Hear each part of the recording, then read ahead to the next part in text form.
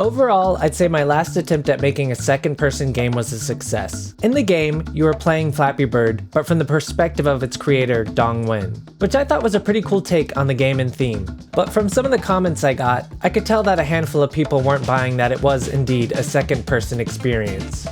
Encouraged by all this generous criticism, I wanted to take another stab at making a second-person game and see what else I could come up with. But there was a problem. I wasn't sure what type of game to make. Then out of the blue, I got a really helpful suggestion. And that's when it hit me.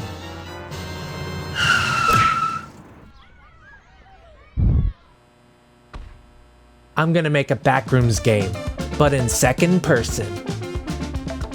For those of you who don't know, the Backrooms is an urban legend and creepypasta which describes a place of endless empty office spaces covered in musty yellow carpet and buzzing fluorescent lights, along with a bunch of other unsettling environments.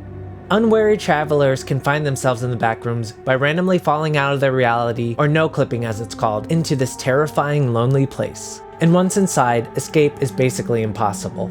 So first, let's open up our project in Unity and start building level 0 of the Backrooms, which is called the lobby. Luckily, the Backrooms aren't too difficult to recreate because part of their terror is the monotony of the empty rooms and liminal spaces. It also doesn't hurt that there are tons of pre-made Backrooms materials and assets to use and reference. Now we need to make a player who will be exploring our Backrooms. In the Backrooms lore, there's a team of researchers who are studying the Backrooms. They are some of the only people who figured out how to intentionally enter and leave them. They even have safe rooms scattered throughout the different levels, which could be useful for gameplay elements later on. These researchers wear yellow hazmat suits, and lucky for us, there are a bunch of free 3D models of hazmat suits, so I'll just snag one of them. I went ahead and made a few changes to the materials, so now it's ready to be imported into our game. Next, let's give our player some animations. In order to animate a 3D model, it needs to have an armature or rig built into it. This way, when you move a joint like the shoulders, the rest of the joints in the arm, hands, and fingers will move correspondingly. But as you can see, this one is having some issues. He got pizza feet. When I try to load animations into an improperly rigged model, it won't work right, so we gotta fix it. Luckily, Adobe has a free website called Mixamo, which has an automatic rigging tool. There we go, the model is properly rigged and ready to receive animation. So I forgot to mention earlier that even though the vast emptiness of the Backrooms is mostly what makes them terrifying, they are not completely uninhabited. If you were to find yourself wandering around the halls long enough, there's a good chance you'll run into an entity. Entities are the creatures who roam the expanse of the Backrooms, and if you encounter one, the news ain't great. Take this pleasant looking fellow for instance. Not much is known about its origin, but it's believed this creature spawns from the very bacteria and mold covering the damp walls and carpets of the Backrooms. Luckily, the origin of my entity model isn't so mysterious. I picked it up from Sketchfab for a competitive price. And just like our player model, I had to rig its armature so it can receive animations properly. We'll give it an aggro animation, as well as a running animation for when it chases after the player. Now that we've got a level, a player, and an enemy, it's time to work on some gameplay. I want the core of the experience to play around with second-person perspective, so let's do some experimenting. This right here is a classic first-person point of view. As you can see, we are in the shoes of the researcher looking at the world from their point of view. This is third person. We can see ourselves walking around from a camera that's floating just behind us. But what would a second-person perspective be? Some comments have said that second person would be from the perspective of something else in the room, like the walls. But really, that just feels like a static third person camera. I think that you have to be able to tell that you're watching from another person's perspective. Like maybe a second researcher in the room. Let's see what that feels like. It's actually pretty cool. You feel like you're watching yourself from someone else's perspective, especially if some part of that other person is in view. But I don't think I want to bring more researchers along with the player because I want that feeling of isolation. No, the camera will have to be somewhere else. And that's when it occurred to me. The only other thing in the room will be the entity, so what if we put the camera on that? So this is how I'm thinking it'll work. You walk around the Backrooms as a researcher in first-person perspective. Then, if you encounter the entity, it will start to chase you. When this happens, the camera will switch to the entity's perspective. But here's the kicker. You'll still be controlling the player.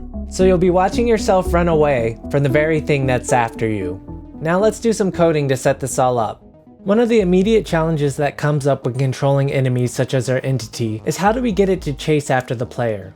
Well, lucky for us, Unity has a super useful navigation system built into it. If you look here, the blue shaded portions of our map represent all the places that the entity will be able to travel. All we have to do is change a couple settings that tell the entity we want it to constantly move towards the player. Then the navigation system will automatically calculate the shortest path and avoid any obstacles along the way. It's really useful. Also, I'll code some logic that tells the camera when to switch positions. Alright, let's see if it's all working.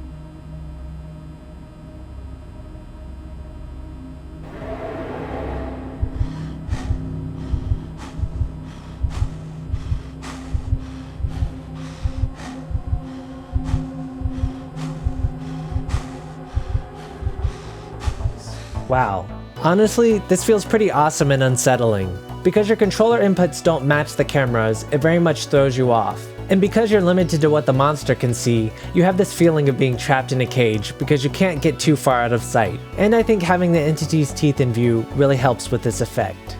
I also went ahead and coded it so that if you do get far enough away from the entity, you will switch back to your normal perspective. Awesome. I think we have our central game mechanic working. Now I'll need to come up with some ways to expand on it. I'm thinking that when you're being chased, it would be cool to have some way to trip up the entity so you can get back to your normal perspective and get away. Like maybe you can push it back or entrap it momentarily. Or maybe there's no combat and you just have to find a place to hide. What do you think? Let me know some ways I can make this interaction and perspective shifting more interesting. In the meantime, please consider subscribing to the channel because it would really help me out. I'll see everyone in the next one.